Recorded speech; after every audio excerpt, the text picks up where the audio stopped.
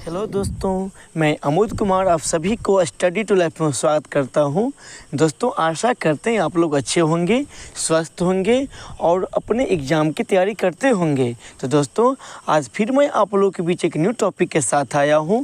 इसमें हम पढ़ने वाले हैं जीके के 1000 महत्वपूर्ण प्रश्न जो उत्कर्ष क्लासेस के द्वारा तैयार किया गया है। दोस्तों, इससे पहले हम 1 से लेकर 160 तक प्रश्न जो है करवा दिए हैं। अगर ये वीडियो अगर आप नहीं देखें तो हमारे डिस्क्रिप्शन बॉक्स के अंदर लिंक लगा हुआ है, आप उसको यहाँ से देख सकते हैं। हाँ दोस्तों, अगर आप हमारे चैनल पर अगर न्यू आए हैं तो हमारे चैनल को सब्सक्राइब कर लीजिए और वीडियो को अंत तक देखिए। तो दोस्तों, आइए हम बिना देरी के हुए स्टार्ट करते हैं। तो आज के मेरा पहला प्रश्न है, कौटिल्य के अर्थशास्त्र में निम्नलिखित में से किस अधिकारी को कर वसूलने का कार्य सौंपा गया था? तो इस प्रश्न का उत्तर हो जाएगा समाहर्ता। देखिए दोस्तों, इस प्रश्न का व्याख्या यहाँ पे, कौटिल्य ने अर्थशास्त्र में कर वसूलने, आय व्यय का ब्यौरा रखने तथा वार्षिक बजट तैयार करने इत्यादि के लिए समाहर्ता नामक अधिकारी का उल्लेख किया है। सन्निधाता कोषाध्यक्ष होता था, इसको भी आप याद रखें। में हमारा अगला प्रश्न है, निम्नलिखित स्थापत्यों को कालक्रमानुसार व्यवस्थित कीजिए। देखिए यहाँ से सबसे पहले जो है 2.5 दिन का झोपड़ा का जो निर्माण किया गया था, या फिर इसके बाद जो है अलाई दरवाज़ा का निर्माण किया गया था। इसके बाद कोटला फिरोज शाह का निर्माण किया गया था और लास्ट में जो है दीन पनाह का निर्माण किया गया था। तो दोस्तों देखिए, इस प्रकार इस प्रश्न का जो उत्तर हो जाएगा ये ए हो जाएगा। इसकी व्याख्या आप यहाँ समझिए। कुतुबुद्दीन ऐबक ने 2.5 दिन का झोपड़ा का निर्माण करवाया था, इसको आप याद रखिए। अलाई दरवाज़ा का निर्माण अलाउद्दीन खिलजी ने करवाया था, वही कोटला फिरोज तुगलक ने तथा दीन पनाह का हुमायूं ने निर्माण करवाया था। कथन ए, मोहम्मद बिन तुगलक ने एक नया स्वर्ण सिक्का जारी किया जो इब्न बतूता द्वारा दिनार कहलाया गया। इसी में दूसरा कारण देखिए, मोहम्मद बिन तुगलक पश्चिम एशियाई तथा उत्तरी अफ्रीका देश के साथ व्यापार में अभिवृद्धि के लिए स्वर्ण सिक्कों की टोकन मुद्रा जारी करना चाहता था। देखिए दोस्तों, ये जो है ये व्याख्या सही है, जबकि आर क्या है गलत है। तो ये एक सही व्याख्या ये होगा, जो मोहम्मद बिन तुगलक ने एक नया स्वर्ण सिक्का ये जारी किया जो इब्न बतूता द्वारा उसको दिनार कहलाया गया। तो इस प्रकार इस प्रश्न का जो उत्तर हो जाएगा ये सी हो जाएगा। इसकी व्याख्या आप यहाँ समझिए। मोहम्मद बिन तुगलक ने नया स्वर्ण सिक्का जारी किया जिसे दिनार कहा गया। इब्न बतूता ने इसका तौल 200 ग्रेन बताया है। उसने अदली नामक 140 ग्रेन का चांदी का सिक्का भी चलाया था। मोहम्मद बिन तुगलक को मुद्रा शास्त्री भी कहा जाता है। इसी में देखिए हमारा अगला प्रश्न है, भारत की प्रथम राजनीतिक संस्था थी। देखिए यहाँ से इस प्रश्न का उत्तर हो जाएगा लैंड होल्डर्स सोसाइटी। इसकी व्याख्या यहाँ समझिए। लैंड होल्डर्स सोसाइटी की स्थापना थियोडोर डिकेंस के सुझाव पर 19 मार्च 1938 को द्वारका नाथ टैगोर ने की थी।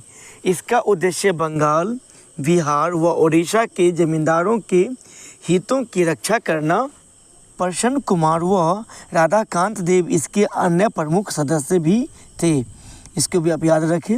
इसी में देखिए हमारा अगला प्रश्न है, पुरंदर की संधि 1665 ईस्वी किसके बीच हुई थी? ये बहुत इम्पोर्टेंट प्रश्न है। ये शिवाजी और जय सिंह के बीच जो है पुरंदर की संधि हुआ था। इसकी व्याख्या आगे देखिए। मराठा शिवाजी राजा जय सिंह के बीच 11 जून 1665 ईस्वी को पुरंदर की संधि संपन्न हुई थी। शिवाजी ने अपने 35 किलो में से 23 किलो मुगलों को दिए। शिवाजी का राज्य अभिषेक कब और कहाँ हुआ था? तो इस प्रश्न का उत्तर हो जाएगा यहाँ पर देखिए, रायगढ़ में 1674 ईस्वी में शिवाजी का राज्य अभिषेक हुआ था। इसकी व्याख्या आप यहाँ समझिए।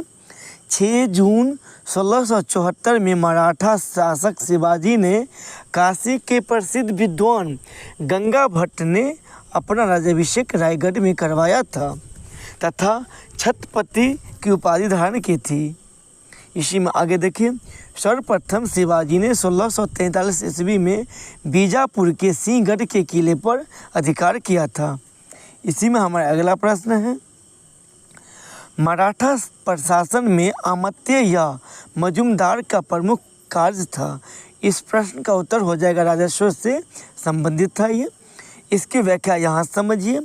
ये शिवाजी के राज्य प्रशासन में आधुनिक काल के सचिवों की भांति कार्य करते थे। इनका कार्य राजा के परामर्श देना मात्र था। इसे किसी भी अर्थ में मंत्रिमंडल नहीं कहा जा सकता है। प्रत्येक मंत्री राजा के प्रति उत्तरदायी थे। ये निम्न प्रकार के थे। यहाँ पर देखिए, आप दोस्तों ये भी याद रखें, आपको पूछ लिया जाएगा किसके शासन समय में अष्टप्रधान हुआ करता था, तो ये हो जाएगा शिवाजी के समय में ही। ये देखिए, पेशवा पद हुआ करता था इस समय में। राजा का जो प्राइम मिनिस्टर का पद हुआ करता था, वही अमात्य जो है वित्त मंत्री एवं राजस्व मंत्री का पद हुआ करता था। सुमंत या दबीर ये विदेश मंत्री का पद हुआ करता था। इसी में देखिए हमारा नेक्स्ट प्रश्न है, निम्नलिखित में से कौन सा सबसे बड़ा स्तूप है? तो उसको याद रखें। अमरावती का स्तूप सबसे बड़ा है ये। इसकी व्याख्या आप यहाँ समझ लीजिए। सबसे बड़ा स्तूप अमरावती का है जो सातवाहन काल में निर्मित है।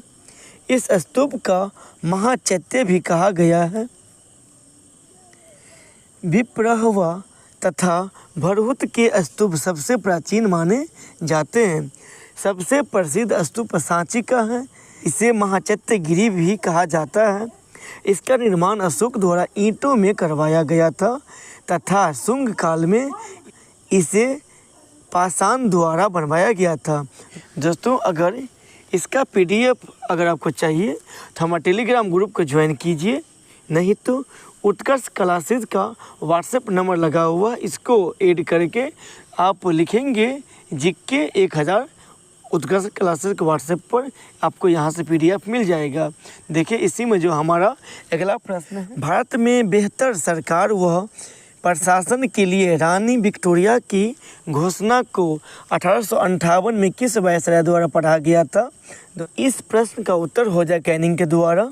इसी में देखिए, इसकी व्याख्या आप यहाँ समझिए। भारत में बेहतर सरकार व प्रशासन रानी विक्टोरिया की घोषणा को 1858 में वायसराय लॉर्ड कैनिंग द्वारा पढ़ा गया था। 1858 को इलाहाबाद में मिंटो पार्क में अंग्रेजी दरबार लगाया गया और लॉर्ड कैनिंग ने यहीं पर महारानी विक्टोरिया का घोषणा पत्र पढ़ा। आपको पूछ लिया जाएगा प्रश्न, महारानी विक्टोरिया का घोषणा पत्र जो लॉर्ड कैनिंग के द्वारा कहाँ पर पढ़ा गया था? तो ये हो जाएगा इलाहाबाद में, ये मिंटो पार्क में पढ़ा गया था। इसी में देखिए हमारा अगला प्रश्न, निम्नलिखित में से कौन सा युग्म सुमेलित नहीं है? तो इस प्रश्न का उत्तर हो जाएगा ये पुष्टि मार्ग जो माधवाचार्य का नहीं है, ये गलत है। ये अद्वैतवाद जो है शंकराचार्य, उसको आप याद रखें दोस्तों। आपको पूछ लिया जाएगा, ये अलग अलग प्रश्न जो अलग अलग एग्जाम में भी पूछ लिए जाते हैं। आपको पूछ लिया जाएगा शंकराचार्य किससे संबंधित हो जाएगा? अद्वैतवाद। वही नीमकाचार्य जो है द्वैतवाद दर्शन से संबंधित है। और अचिंत्य वेदावेद जो चैतन्य महाप्रभु से संबंधित है। तो इस प्रश्न का उत्तर हम आपको बता दिए, ये नहीं होगा। इसकी व्याख्या आप यहाँ समझिए। वल्लभाचार्य पुष्टि मार्ग की स्थापना वल्लभाचार्य ने की थी। कुछ विद्वान इन्हें विष्णु स्वामी भी कहते हैं तथा विष्णु स्वामी संप्रदाय का संस्थापक भी मानते हैं। यह भगवान श्री कृष्ण के श्रीनाथ जी बाल रूप के नाम से भी पूजा करते थे तथा उन्होंने मूर्ति पूजा पर बल दिया था। सुबोधनी और सिद्धांत रहस्य नामक धार्मिक ग्रंथों की भी रचना की थी, उसको आप याद रखिए। सुबोधनी और सिद्धांत जो है नामक ग्रंथ की रचना किसने की? तो हो जाएगा वल्लभाचार्य के द्वारा ये रचना किया गया था। इसी में आप पढ़िए नीमकाचार्य के बारे में। नीमकाचार्य ने द्वैत दर्शन का प्रतिपादन किया था। इसे भेद या सनक संप्रदाय भी कहा जाता है। वेदा भेद से तात्पर्य है ईश्वर, आत्मा व जगत तीनों में समानता होते हुए भी परस्पर भिन्नता है। उन्होंने कृष्ण के साथ राधा की भक्ति पर भी बल दिया तथा अवतारवाद में विश्वास करते थे। इसी में देखिए आगे चैतन्य महाप्रभु के बारे में। चैतन्य महाप्रभु वैष्णव धर्म के कृष्ण मार्ग के शाखा से संबंधित थे। उन्होंने बंगाल में गौड़ी वैष्णव धर्म की स्थापना तथा अचिंत्य वेदाभेद दर्शन की अवधारणा भी दी। चैतन्य महाप्रभु ने मूर्ति पूजा के विरोध नहीं किया तथा सभी को भक्ति के योग्य माना था। उन्होंने भक्ति में कीर्तन प्रथा को प्रसिद्ध किया। आपको पूछ लिया जाएगा भक्ति में कीर्तन के विशेष बल कौन दिया है, हो जाएगा चैतन्य महाप्रभु। बंगाल के अलाउद्दीन हुसैन शाह व उड़ीसा के प्रताप रूढ़ देव ने उनको संरक्षण भी दिया था। कवि कृष्णराज द्वारा रचित चैतन्य चरितामृत में इनके उपदेशों का संग्रह है। माधवाचार्य ने द्वैतवाद दर्शन का प्रतिपादन किया। इनके अनुसार ईश्वर तथा जीव अलग अलग हैं तथा उन्होंने शंकराचार्य व रामानुजाचार्य दर्शन का भी विरोध किया। इसी में आगे देखिए माधवाचार्य ने ब्रह्म संप्रदाय की स्थापना की तथा उन्होंने वैष्णव धर्म से संबंधित 56 पुस्तकों की रचना की। दोस्तों इस प्रकार के प्रश्न ये आपको जल्दी एक बार वीडियो देखने से नहीं याद होगा, उसको 2 से 3 बार देखेंगे आप, उसको पढ़ेंगे, ठीक है, PDF डाउनलोड करके ज़रूर आपको ये सब याद हो जाएगा। इसी में देखिए आगे अवध को किस आधार पर ब्रिटिश क्षेत्र में मिलाया गया था, तो इस प्रश्न का उत्तर हो जाए कुशासन के आधार पर। ये अवध एकमात्र ऐसी रियासत थी जिसका अधिग्रहण कथित कुशासन द्वारा किया गया था। अवध पर 1856 में कब्जा किया गया था, उसको याद रखें। इसी में देखिए आगे अंग्रेज़ों की सहायक गठबंधन की नीति का पहला शिकार कौन बना, तो इस प्रश्न का उत्तर हो जाएगा हैदराबाद। इसी में देखिए इसकी व्याख्या यहाँ समझिए। सहायक गठबंधन एक ताकतवर राज्य और उसके अधीन कमज़ोर राज्यों के बीच होता है। अंग्रेज़ों के सहायक गठबंधन का पहला शिकार हैदराबाद को निजाम बना, इसको आप याद रखें। इसी में आगे देखिए 1798 ईस्वी में लॉर्ड वेलेस्ली जब गवर्नर जनरल बनकर आया तब घेरे की नीति के तहत सहायक संधियाँ की।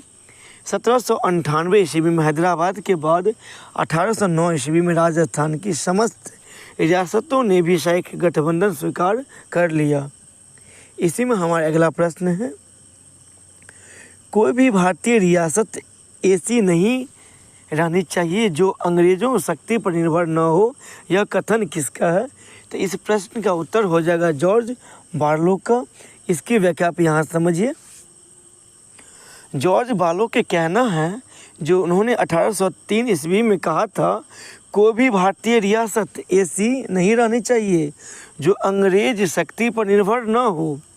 सुरक्षित घेरों की नीति के बारे लॉर्ड सेलिसबरी ने कहा था कि यह नीति पृथ्वी को मंगल ग्रह के आक्रमण से बचाने के लिए चंद्रमा की सुरक्षा की तरह है। इसी में देखिए आगे जो हमारा अगला प्रश्न है निम्नलिखित को सुमेलित कीजिए। दोस्तों इस प्रश्न का उत्तर देखिए हम आपको मिला देते हैं। चरक जो है चरक संहिता का लेखक हो जाएगा चरक।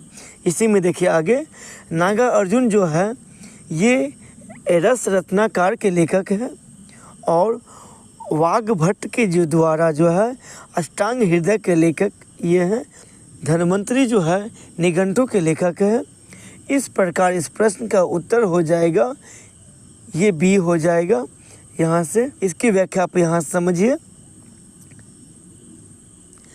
आयुर्वेद पुस्तकों व उसके रचयिता चरक संहिता की रचना चरक ने की थी जो कनिष्क के दरबार में रहते थे। ये भी प्रश्न बहुत भीविया है। चरक संहिता के लेखक कौन है, चरक है, और वे किसके दरबार में रहते थे, ये कनिष्क के दरबार में रहते थे। दोस्तों आपको हम बता दें कनिष्क के समय में ही जो बौद्ध धर्म की चौथी संगति का आयोजन किया गया था कुंडल वन कश्मीर में। इसी में आप आगे देखिए, निघंटु की रचना धन्वंतरि ने की थी जो चंद्रगुप्त विक्रमादित्य के दरबारी थे। इसी में आगे, रस रत्नाकर की रचना नागार्जुन द्वारा की गई। उन्होंने रस चिकित्सा की स्थापना की। और अष्टांग हृदय एवं अष्टांग संग्रह के लेखक वांग भट्ट के ग्रंथों के आयुर्वेद में बृहत्त्रयी कहा जाता है। सुश्रुत ने सुश्रुत संहिता की रचना की थी जो शल्य चिकित्सा के प्रणेता थे। इसी में आप आगे देखिए, भारत में अंग्रेजी शिक्षा का प्रारंभ सर्वप्रथम किसने किया था? तो ये प्रश्न का उत्तर हो जाएगा लॉर्ड मैकाले ने। दोस्तों ये प्रश्न बहुत भी है, उसको भी आप याद रखें। यहाँ पर देखिए, वैसे तो इसमें से जितना भी प्रश्न है सभी बहुत, इसकी व्याख्या आप यहाँ समझिए।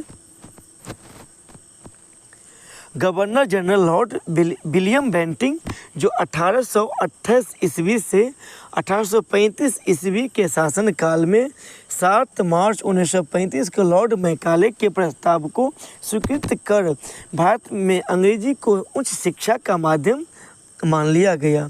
इसी में देखिए हमारा अगला प्रश्न है, आधुनिक भारत के प्रथम समाज सुधारक थे? तो इस प्रश्न का उत्तर हो जाएगा राजा राम मोहन राय।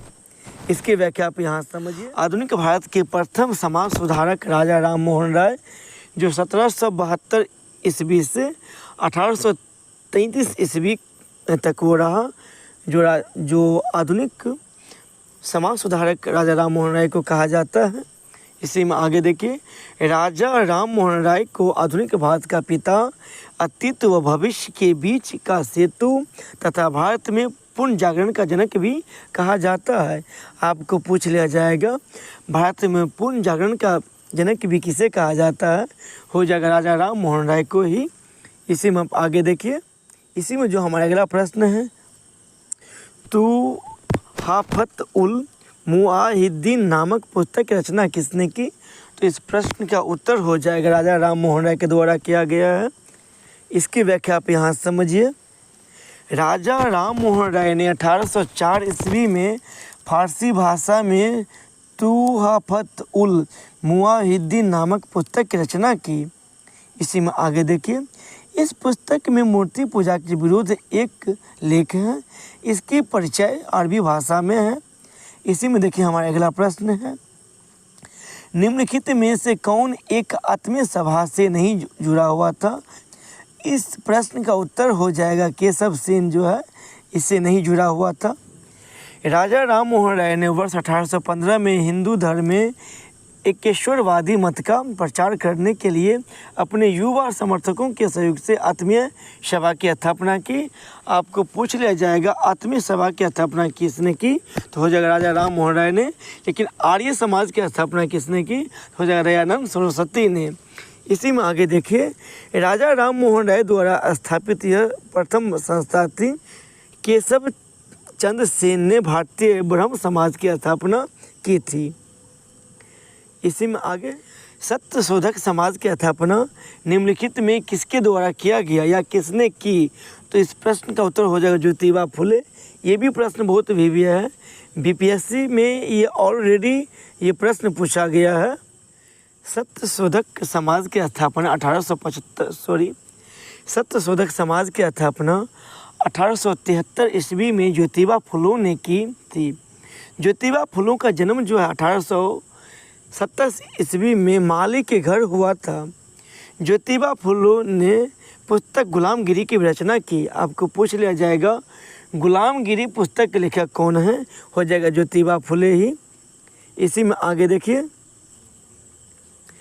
किस समाज सुधारक ने विधवा पुनर्विवाह के प्रति प्रमुख योगदान दिया? इस प्रश्न का उत्तर हो जाएगा ईश्वर चंद्र विद्यासागर ने। इसकी व्याख्या आप यहाँ समझिए। कलकत्ता में संस्कृत कॉलेज के आचार्य ईश्वर चंद्र विद्यासागर ने विधवा पुनर्विवाह के लिए बहुत संघर्ष किया। वेदों में विधवा विवाह को मान्यता दी गई है। यह प्रमाणित करने का उन्हें प्रयास किया गया। इनके प्रयासों के परिणाम स्वरूप 26 जुलाई 1856 ईस्वी को हिंदू विधवा पुनर्विवाह अधिनियम पारित हुआ। ये भी प्रश्न पूछ लिया गया है। आपको पूछ लिया जाएगा विधवा पुनर्विवाह एक्ट कब पारित किया गया है? तो 1856 ईस्वी में। दोस्तों आज के जो है मेरा वीडियो यहीं पर समाप्त हो रहा है। इससे आगे जो हम नेक्स्ट वीडियो में पढ़ेंगे। दोस्तों ये वीडियो लंबा होते जा रहा है। धन्यवाद दोस्तों।